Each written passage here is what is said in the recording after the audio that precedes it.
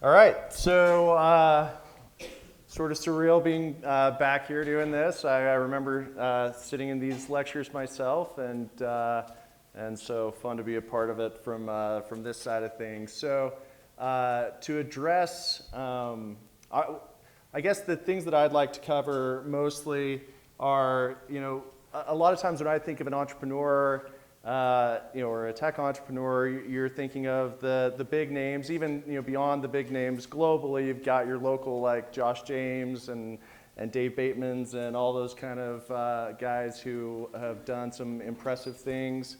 But I probably have a different background and different set of circumstances. But I think that hopefully that speaks to people that might come a little bit more from my angle of things, and show that from almost any background you can find your way in entrepreneurship and really have a fun and rewarding career. So I come from a family. My dad was super entrepreneurial. He was total all in. And the statistics say that you're more likely to be an entrepreneur if your parents are entrepreneurs. It's not conclusive or whatever. It's not a deciding factor, but it has some bearing. But my dad was like a super, super unsuccessful entrepreneur. And he'd think that we had things going, and so all of a sudden he was always way too optimistic. And so things are kind of rocking and rolling, and we're like moving into too big of a house for our britches, and then like losing that house, and like having cars, and then like, where'd the car go? And oh, I'm not sure, but it was like repoed and stuff like that. So I grew up with kind of that thing of like being whipsawed by entrepreneurship and not exactly enjoying it. You learn things, and for me it was good. Like I liked the fact that from like junior high on, I was working and I was like helping the family pay bills and stuff, because I feel like that probably helped a little bit in character development and work ethic and all those good things. But nonetheless, it was kind of hard having those things happen and having to move and all that sort of thing. And I'm not trying to cry me a river or anything. Helped shape how I am. But how I was I didn't want to go like right into entrepreneurship out of college. I felt like that would be from my background, a somewhat irresponsible thing to do. And so I'm not discouraging you from doing that by any means. I'm sure most people are like, that come say, go, don't waste any time, jump in. But from my background, I was like, I'm not going to do that to my family. I'm going to do something different, even though I have a little bit of that itch. And so I went into investment banking out of the gate. And that was, sort of a funny set of circumstances led to that. You guys probably, I feel like, people just keep improving and getting better and better, and so you probably aren't as misguided as I was. But I came to BYU, and I went to Rick's before BYU when there used to be a Rick's, and I came to BYU thinking, well, it's just admitting how stupid I was, that I got accepted to BYU, so then I'm going to major in business. And then, oh no, you got to get accepted. I'm like, so how much time do I lose doing that? And I went into a counselor that was like, well, are you going to get an MBA? And I said yes. And he said, well, if you're going to get an MBA anyway, you might want to diversify your education and major in something else. And I'm like, well, what if I majored in like Portuguese with a business minor, but tried to get into international business? And he's like, oh, that's a good idea. And so I did that, and then nobody wanted to interview me, and like there's all these little screens on the thing of like, what's your major, and you don't even get past that initial screen. And so at that point in time, the only people that would like look at me were like, there was sales, and then there was consulting and investment banking. And so I was like, okay, which one probably makes the most money? And so investment banking. And so that was like my decision matrix. Was probably not a great decision matrix, because you should probably play to what you like or passionate about and what you enjoy. But I craved, I guess, security or stability.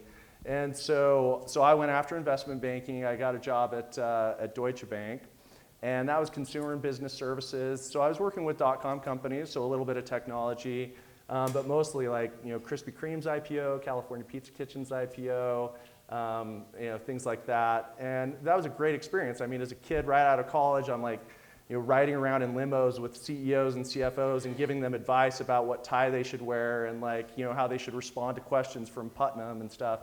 And it was sort of surreal how I got there. But that was a great experience, but it's also an experience that as far as if you're thinking about investment banking, which if you guys are all in a tech entrepreneur lecture series, maybe none of you are, but the stories are true, it's hellish.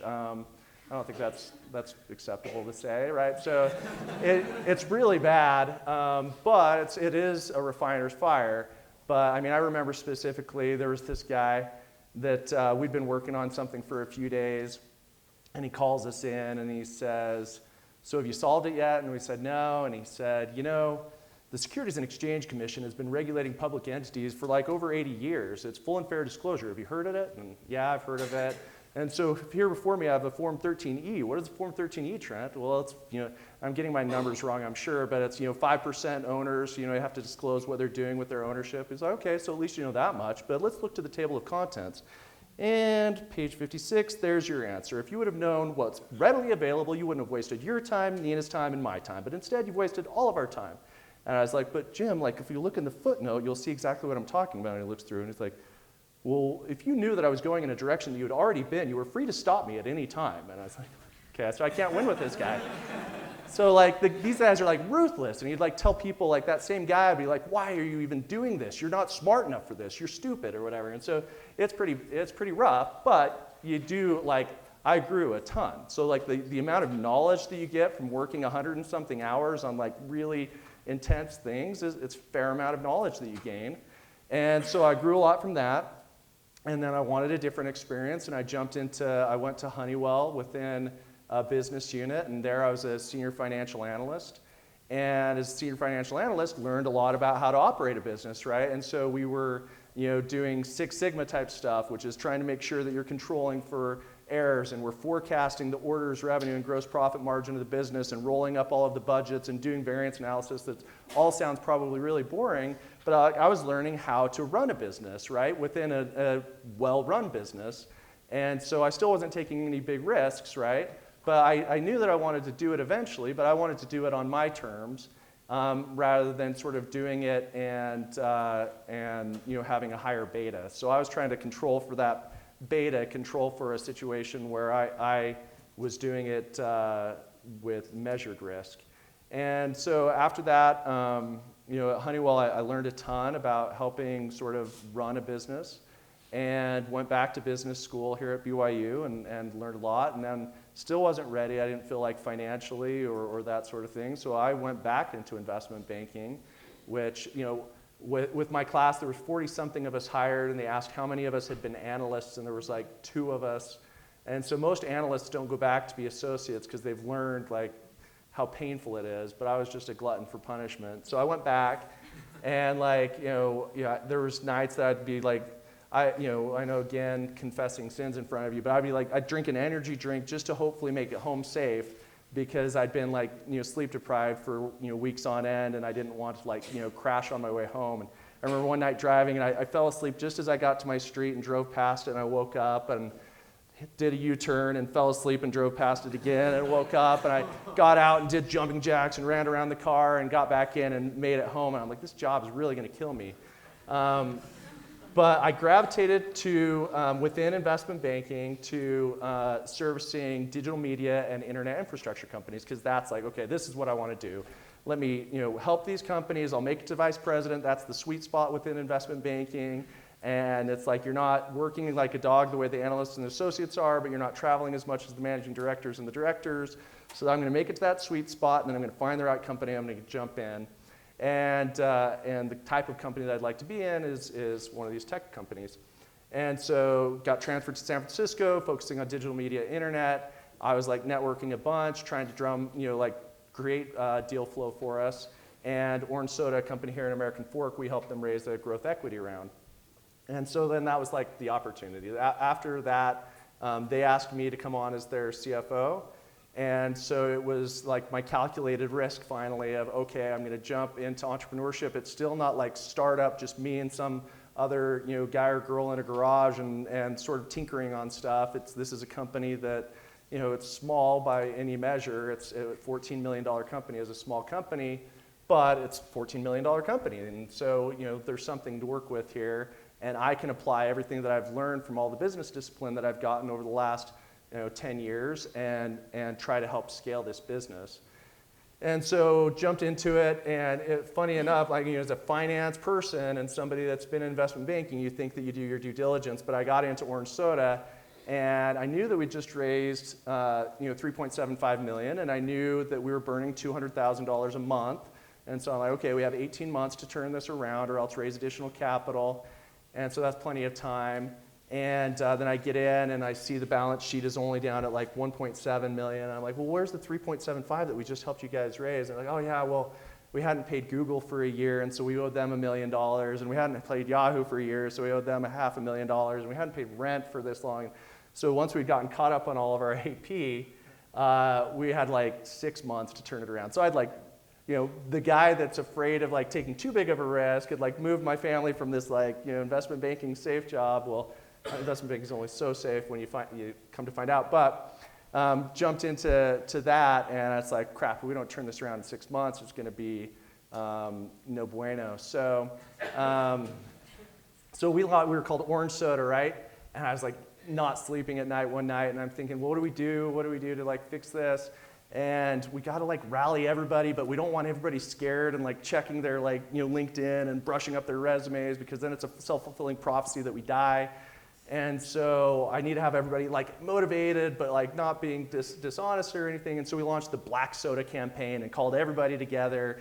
And we had like these posters that we put up that was like, you guys don't know Ozzy Osbourne, but Ozzy Osbourne was with this band called Black Sabbath. There's this famous poster. And so we put together the poster that was Black Soda campaign. And it was like, we're all going to work together to get orange soda into the black.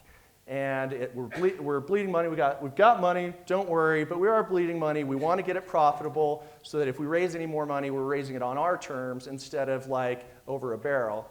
And so we rallied everybody, and it was like, everybody needs to give me 20% more metal, on the Black Sabbath thing.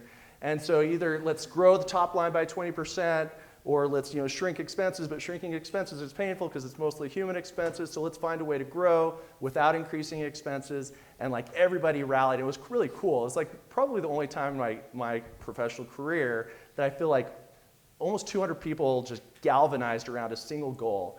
And if you think about like if you're trying to row somewhere, right, you're like, that's the island that we want to get to. If everybody's just like given a paddle and just say, paddle as hard as you can, and they're all paddling sort of in different directions, you might lurch forward, hopefully, but you're not going to make as fast a progress. But it was like everybody was like stroke, stroke, and we were like going right toward the goal. And so everybody just rallied, and it was like every Friday we'd do the Black Soda campaign update of who had done something to like, increase our sales or decrease our costs and make us more efficient. And so within the 6 months, we were profitable. And then within 6 more months, we were making $250,000 at bottom line every month. And then not too long after that, they wanted to sell the business. So, which I thought was a disappointment because I could see like this bigger and brighter future for what we could accomplish. And in fact, I had gone out and we had a private equity firm that had put a $15 million term sheet together to put money into us for us to go to the next level. And the rest of the board, 3 of the 5 members of the board, I was one of the members, were like, no, let's just sell it while it's good. So that was a little bit of a frustration as you think about entrepreneurship, is you got to think about who your ownership is and what promises you make to them, because depending on who gets into your ownership table, they might be, oh, I need money now. And we had people in that cap table that wanted money now and didn't have the patience. And so ultimately we had a good outcome. We sold it to a public company. It was really kind of like, it got gnarly at the end where we'd run a really full M&A process, had an offer for the business that was really crappy. So I was like, all right, I've put like my life into this, and if this is the sad outcome that we're doing, I'm taking off. And they're like, no, just help us get through this. And thankfully, this other party came in and made an offer that was 50% higher. I'm like, okay, I can live with that. It's still less than the valuation that we got from the growth equity, but at least it's going to take care of shareholders okay. And then another offer came in that was 50% higher than that, and that's ultimately who we sold to. So it's sort of a random sidebar is as you build a company, be really careful who you let into the ownership structure. And then after that, I didn't want to be like local controller within a multi-billion-dollar company. I wanted to be an entrepreneur still. And so I jumped into Goal Zero, which was Goal Zero. If you've gone to Costco, you guys probably don't go to Costco, but your parents go to Costco. And at Costco, they have these road shows, right? And we would sell our battery packs with solar panels so that you could capture the power of the sun, store it in your battery, and use it later. And so we were selling it at like REI, Cabela's, Costco, Shields, Bass Pro Shop. And so, different kind of tech. Instead of being, online marketing, this was more of like consumer tech. And so we're working on battery technology and solar technology. And we were like, actually an investor was the CIA, and we were working on like, they came in to invest and they said, okay, so here's what we needed you develop for. It was funny, the people we got like first fake names of these investors, and you'd ask them a little bit about themselves, and they're like, yeah, I can't tell you. So we're like, well, okay, enough about you, let's talk about me.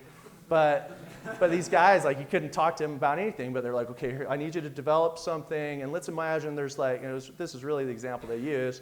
Imagine there's a zombie apocalypse, and you need to like set up these solar panels within like 24 hours. So you've got a building, and you got a sign on the top of the building. The building says, zombies stay out. And as long as that sign stays lit up, the zombies won't come in. But if the sign loses power, then the zombies can come in. And so what you need to be able to do is 2 people need to be able to set up enough solar panels and battery backup that if there's snow or overcast for like 2 or 3 weeks at a time, they could bug out and come back a year later, and that sign is still powered up. And you're like, I don't know what we're developing for, but it's pretty crazy. So what in our minds we were developing for is, I don't know what you're going to do with it, but we thought, we developed something that essentially is much like what you're seeing out of Tesla, which is that battery backup for a home so that you can back up your whole home solar. So when I joined that company, we were $17 million in sales. It was crazy. We were losing $5 million a year. So we needed to fund that, and so I have family and kids, and I had a cot in the office that I was there a lot, and trying to make sure that we are successful. And we ultimately, we grew it from 17 million to just under 40 million before it sold to NRG, and we didn't ever quite get rid of the losses there, but we got a buyer that was excited that could absorb some of our SG&A into their system. So in that situation, again, I felt a little bit like I've got shareholders in my cap table. Cap table is like your ownership structure, the people that own the business. And so we've had shareholders that we just couldn't wait to sell. It's like, that's what venture capitalists and private equity and angel investors do. They invest with like a 3 to 7 year time horizon. And when they say 3 to 7 year time horizon, they're thinking 3 year time horizon, because they want to sell as fast as they can to like maximize their IRR, their internal rate of return. So in both these instances, like, I get into this business and I'm so passionate about it, and I put my heart and soul into it, and I really want to grow it, and I've got like shareholders that like can't wait to sell it. And so what I'm doing now is after that, I decided to buy a business so that I would be able to grow it as a business. Because I always say great companies aren't sold, they're bought. And so if you're really a great company, like, I feel like a lot of these companies that are like flipping quickly, it feels like the corporate equivalent of like flipping homes. Like, people buy them and then put like a bunch of cosmetic fixes into them and try to flip them to the bigger sucker. And I don't know, I don't love that personally. It's great, and it's made a lot of people a bunch of money, but it doesn't jazz me up. And so what I like is like focusing on building a great company. And then if somebody comes along and like bangs down your door, like, your company is awesome, I want to buy it, then I'll listen, but I kind of want to build something like for the long haul and for a legacy, and like be proud of it and be like, look at what we have wrought together, And so that's what we're trying to do with Greener Equity. And I say that, and we're about to merge with somebody, but it's a merger, not a sale, and we're going to be a bigger and more diversified and awesome company as a result. But then another message within like given the couching of this class is tech entrepreneurship. So when I look to buy a business, I'm a guy that was an investment banker, I was a financial analyst, I was a CFO, and so my background's all finance. And so if I'm going to buy a business, I thought, well, I'll buy sort of like this financial services business and I'll scale it. And so that's Greener Equity does business valuations. We appraise businesses the same way that like if you were selling your home, you get somebody to come appraise the home. People will be selling their businesses, and we'll go in and do an appraisal to make sure that like for the bank's underwriting that makes sense. Or there's all these other reasons that we do valuations, but we're at our core like a professional service versus a technology. But kind of the fun thing is having been in these technology companies, I've like brought that knowledge into this business, and we're doing stuff that like is kicking everybody else that we compete against, kicking their butts. And so I'm competing in this industry that's like a $5 billion US industry that like most people didn't even know exist. Like before I came, and even after my explanation, you'll probably forget about it and be like, I don't know what that was. But it's this industry that exists, and we're out there like the biggest players called Duff and Phelps, and people are out there doing these business appraisals, and sometimes it's for like annoying things like people are getting divorced and they need to figure out how to split the assets, or partners are breaking up. But a lot of times it's for cooler things like they need to grant stock options, or they're coming up with partnership buy-sell agreements. But we appraise businesses, and we're like competing against like stodgy old accounting firms that have been doing things the same way for decades and decades, and that many of them are kind of like either too big and too much inertia within their organization to like implement the kinds of stuff that we're doing, or they're too small to really have the wherewithal to pull it off. And kind of a fun story about ours is, I had in my mind the things that we wanted to pull off within it, because I knew, okay, I'm going to get into this, I'm going to leverage my contacts, I'm going to leverage like everything that I've built, but I'm also going to leverage the way that I productize things, and I'm going to leverage the way that I use channel partners, and I'm going to leverage the way that we use technology and processes. And I had sort of this vision of what we were trying to accomplish, and I was talking to one of our BYU interns about it, and this kid's like 17 years old, like he's a freshman, he hasn't head off on his mission yet, and so I'm talking about sort of my vision of what we're trying to accomplish, and he's like, I think I could do that. And I'm like, you think you could program that? And he's like, yeah, I think so. Let me try. And what time? I go till what time? 45. 45. And so I'm talking to this kid, and he's like, yeah, let me try. And he goes in, like he spent a whole weekend. This kid was so great. Like, again, he had way too many energy drinks, but he like spent this whole weekend and comes back with like a minimum viable product on the Monday morning, and we start going through it together. And like, yeah, this is exactly what I was thinking. Like, this is what we're trying to accomplish. And so if we can do this, then we should be able to do this. And he's like, I think I can figure that out. And so then he goes back and works on that, and like, yeah, okay, so then we could probably do this. And eventually, like, built stuff that like we showed it to these guys that we're merging with, and they're like, their eyes got all big, and they're like, that could like save hours of time. Like we've hired people that come from like the big firms, and we ask them, hey, is there anything that we need to do to step up our game? I mean, you guys came from KPMG, or you came from Deloitte, or you're from PwC. Is there things that you guys do over there that we need to like take ourselves to the next level? And like, no, you guys follow all the same best practices, but things that used to take me like 5 hours, I click the magic button and it just like happens. And so so that's part of what's been kind of fun is in building this business. I'm not necessarily as a lot of the people that might have come here, and I'm speculating, I guess, but people might come here might be like the Dave Batemans or the Josh James or whoever that like have built a pure software business. I'm in like a stodgy old boring business that we brought software and productizing and project management intelligence into, and we've made it just like infinitely better than the people that we compete against. And so another sort of business school principle is that you don't necessarily, you shouldn't get into a price war unless you have a cost advantage. But if you have a real cost advantage, then you can get a price war because then you can kick everybody's butt.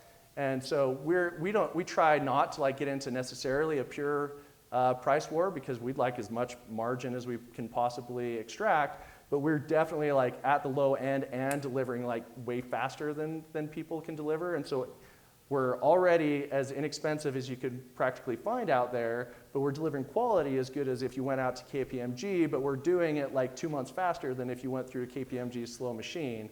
And that's all just through the implementation of software. And a lot of it is like, the catalyst of it was like a 17-year-old kid that's on his mission right now. And he has stock options in the company because we love the kid so much. And so like he helped like, take it to where the vision was. And we still have guys that were like, all right, guys, like Ben's improved the model, guys. Like you might think that you can't program something, but like you can like watch, like, I don't know what he did. Like I think he watched like YouTube tutorials and like read crap, and then he was like, oh, I can figure this out, and he was figuring it out.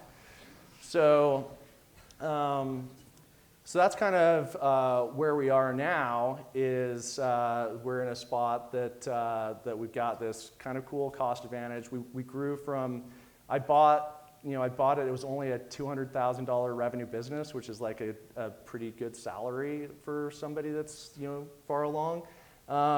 And so it was not that big of a business, and we're still not that big of a business. We're not like some amazing success story yet, but I bought it 3 years ago for $200,000, and in 2016 we did $2 million. So we grew from $200,000 to $2 million in 3 years, which for some companies is like not that big of a deal, I guess, for a software company, but for a professional services company, scaling that quickly is pretty awesome.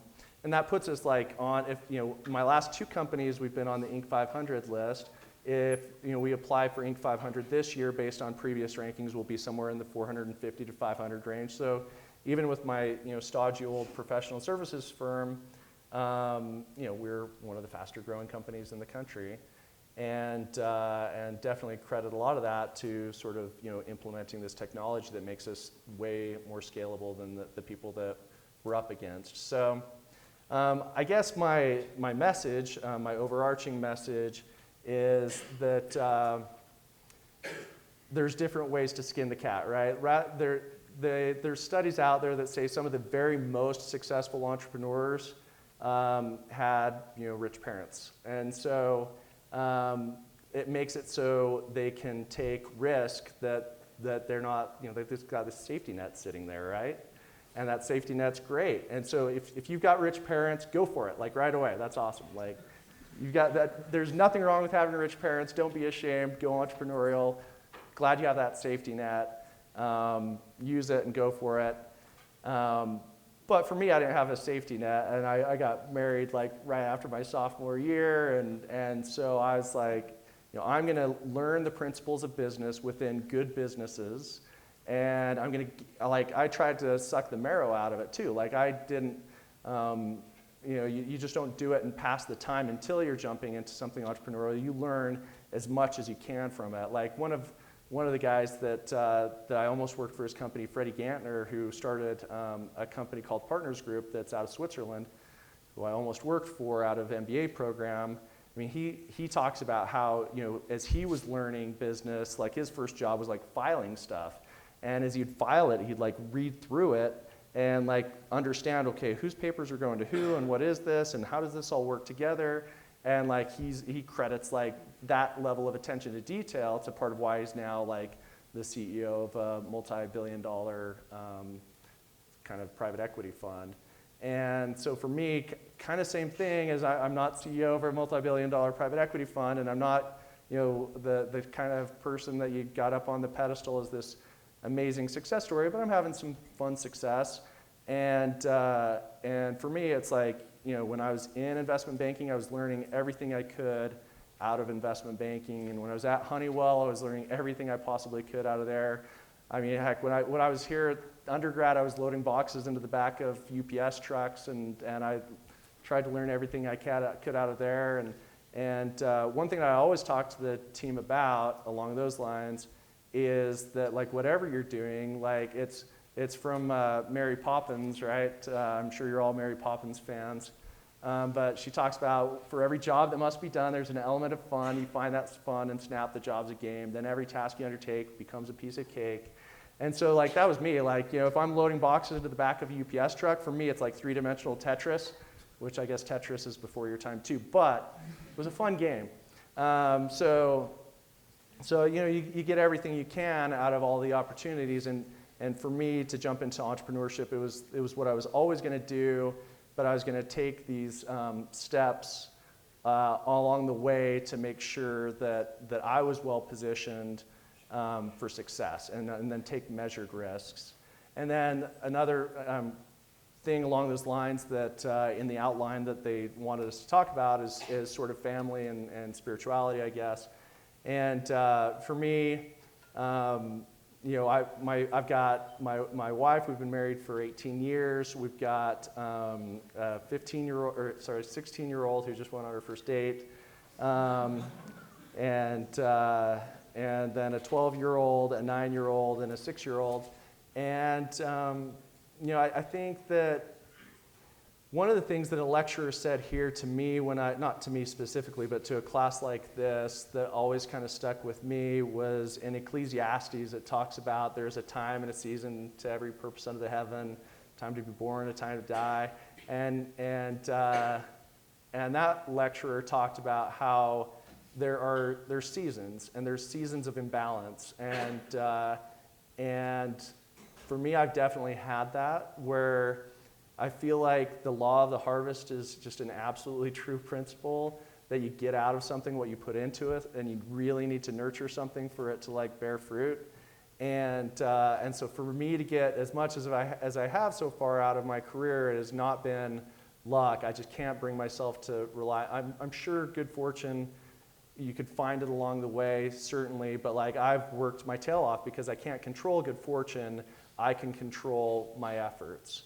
And so I've always worked really hard, and I don't think it's because I'm a workaholic, it's just because I kind of understand that principle, but I work really hard at family and church as well, but it's like sometimes seasons of imbalance where my wife is kind of having to cover my tail for some of the personal things while I like focus for like a few weeks on things that if I just really focus for those few weeks will pay dividends for the rest of a long period of time. And so I think if I was spending like a year straight of ignoring my family, then that's again no bueno. But if you're not afraid, like one of my favorite quotes is that hard work never killed anybody, but it sure has scared a lot of people. I feel like if you don't be afraid of hard work, but you can buckle down for like some period of time that is going to pay dividends for a long time, and especially up front within like a job or within starting a business. If you'll buckle down early on and really pay the price, then I think you can achieve what you want. And so I didn't plan it out to exactly 45 minutes, and we're like 40 minutes. Should I just like ramble for 5 more minutes? I mean, I can answer questions, but I can look at my outline, make sure I've got everything. But if you guys have questions, I can answer anything you might have. And I can tell funny stories if you want along the way. I've got plenty of crazy stories that have happened through the years. Yeah, I mean, I feel like I covered most of the stuff. I mean, some of those side stories that I could tell or comical could illustrate the points. But was there a question up here? Yeah. So the business you have now, when you were looking to buy it, did you see that there was an opportunity to take technology and kind of have an edge on the market, and that's why you got it, or did that vision come later?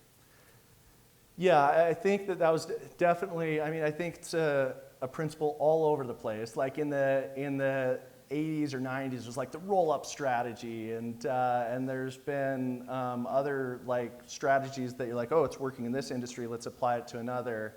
And certainly like orange soda was a glorified marketing business. I mean, it was just marketing, but it's online marketing where we're finding like systems and processes to do things as efficiently as possible. And so taking what would have been like Omnicom or one of the big marketing agencies and saying, how can we do marketing in a much more efficient way? And so I feel like that opportunity is still all over the place within industries that are maybe sort of overlooked. And so yes, I didn't necessarily have exactly what the roadmap was, but I knew, okay, I'm going to bring this background to something that I'm going to be competing against a bunch of accountants. And accountants are awesome, love them, but like innovation isn't necessarily like at the core of accountancy. And so I felt like that's my potential competitive advantage in this industry is I've got all these contacts that I've developed over the last 20 years. I've got hopefully some good credibility, and then I'm going to take this little affordable business that I can buy and really try to unlock some of that potential for efficiency. When you say you bought the business, did you just like save up money for it, or like get a loan, or how did you buy a business? Yeah. So, I mean, I'd helped sell. Like, I've gone into the other businesses. You know, I'd been in investment banking, and you make decent money. You don't like. I didn't get rich or anything. In fact, my timing was. If I hadn't gone on a mission, I'd be so much richer. But no. If I could have like been in investment banking from like 98 through 2000 instead of 2000 to 2002, and then back in investment banking from 04 to like, anyway. So I was like 2 years late to the investment banking party, and I didn't make a ton, but I made good money and saved up there. And you know, why use it up, wear it out, make it do or do without. So I don't spend a lot of money. We don't live lavish. And so I'd been saving money throughout what I was doing, thinking this is what we might do. And then when I joined, you know, Orange Soda, I got my 1% stake, but we grew it, and my 1% was a decent chunk of money. And then joined Goal Zero and got my little 1% again as a CFO. And so you can make a lot more if you own a lot more of the business, but then you need to take on more risk. And like I say, I'm a different entrepreneur that takes my measured risk. So I got my 1% from both of those sales, and 1% when you sell it at a pretty big number is still a decent number. And so I had some savings from that. Nonetheless, like what I wish I would have known back then, right after we bought it, I bought it with a partner. So a partner and I went in on it. But right after we bought it, another company a lot like it came for sale, and they offered it to us. And I was like, I just blew all of my money on this. There's no way that I can afford to buy that.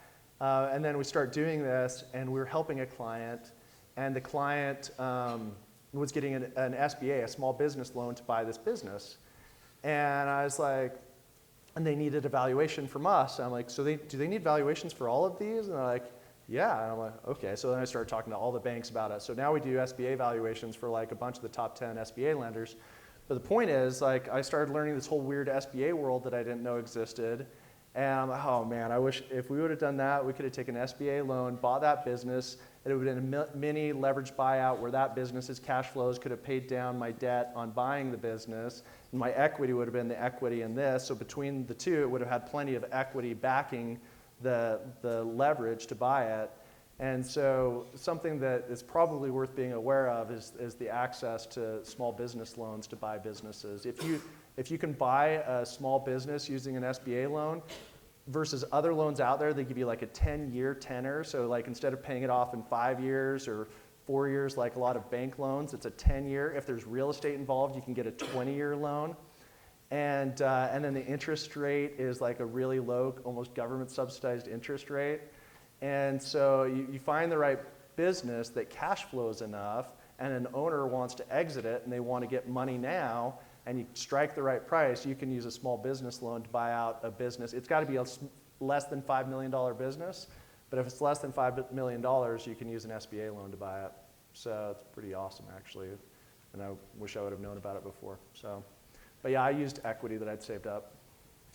Did you experience any difficulty or like grinding gears coming from like the companies? Like, did you feel like you had to catch up on what they were doing type stuff, or what? I mean, I think that like Honeywell was a little bit of a technology company, sort of, and so I got into there as a finance professional and learned that business. And that taught me sort of the disciplines of annual planning, strategic 5-year planning, budget analysis, variance analysis, all this stuff. And so those were the functions that I was primarily doing within these tech companies, although ultimately I ended up having a whole bunch of the departments reporting up through me and sort of operated like a chief operating officer within both of them with the title CFO. But like honestly, at Goal Zero, like there was a little bit of friction where ultimately the CEO and I like ended up parting ways just before the M&A deal, and I bought this, and so the M&A deal happened just a little bit after I left, and it was because like they were really developing very much kind of, in my mind, it was sort of a hippie type culture.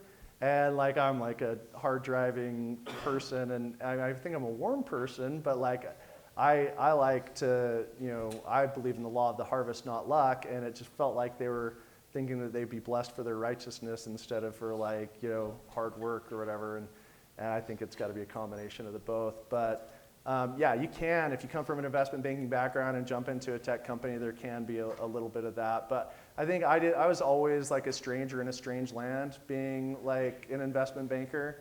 I'm not like an investment banker at my core. It was sort of, I never went native. So I guess we're at 45 after, is that good? So, all right, thanks a lot.